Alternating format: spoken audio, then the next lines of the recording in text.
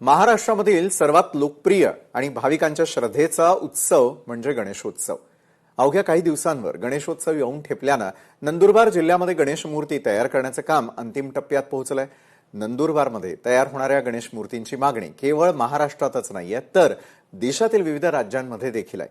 नंदुरबारच्या गणेश मूर्तींची खासियत नेमकी काय आहे पाहूयात या संदर्भातला आमचा हा स्पेशल रिपोर्ट.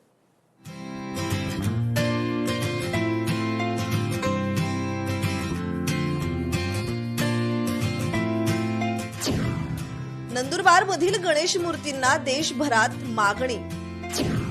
मूर्तिकारांकडून पर्यावरणपूरक रंगांना प्राधान्य.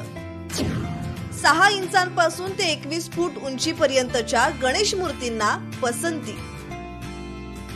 महाराष्ट्रातील पेण नंतर सर्वाधिक गणेश मूर्ती तयार करणाऱ्या शहरांमध्ये नंदुरबारचा समावेश होतो. येथील मूर्ती कारखान्यांमध्ये 6 इंचांपासून ते 21 फूट उंचीपर्यंतच्या गणेश मूर्ती तयार केल्या जातात. काही सार्वजनिक गणेश मंडळाच्या विशेष मागणीनुसार मूर्तींची उंची, रूप आणि सजावट सुद्धा त्यांच्याच पसंतीनुसार केली जाते. नंदुरबार जिल्ह्यातील प्रसिद्ध मूर्तिकार नारायण वाघ आपल्या सोबत बोलण्यासाठी आहेत.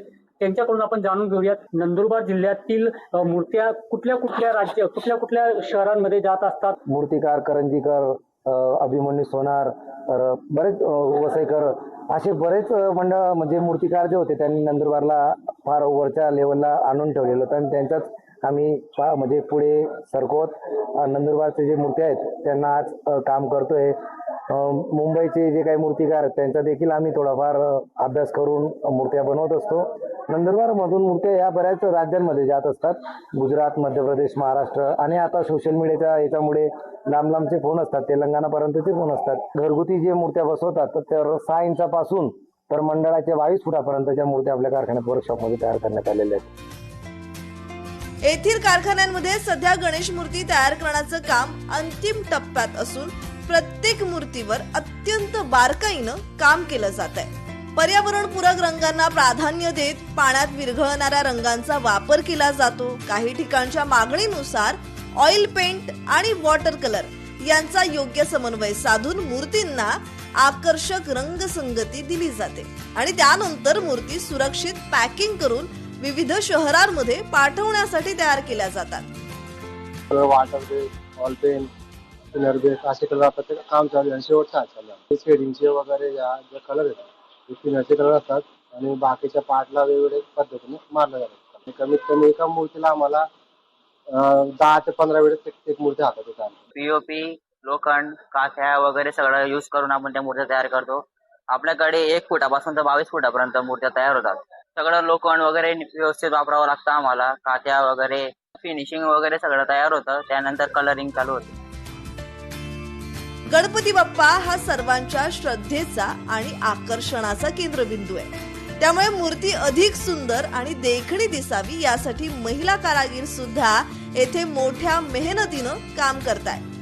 दागदागिने, वस्त्रे आणि विविध अलंकारांनी सजवल्यानंतर गणेश मूर्तीला अंतिम स्वरूप दिलं जातं आणि बाप्पाचं मनमोहक रूप साकार होतं.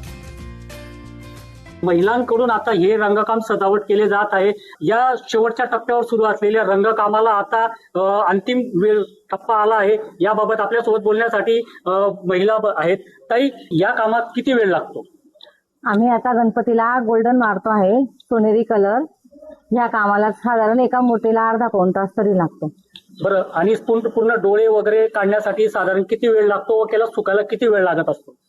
साधारण डोळ्यांची आखणी करायला अगोदर व्हाईट वगैरे मारण्यासाठी तो व्हाईट मारल्यानंतर तो सुकतो. त्यानंतर त्याला आखणी वगैरे करण्यासाठी बराच वेळ लागतो. तरी म्हणजे एका मूर्तीला 1-1.5 तास तरी लागतो.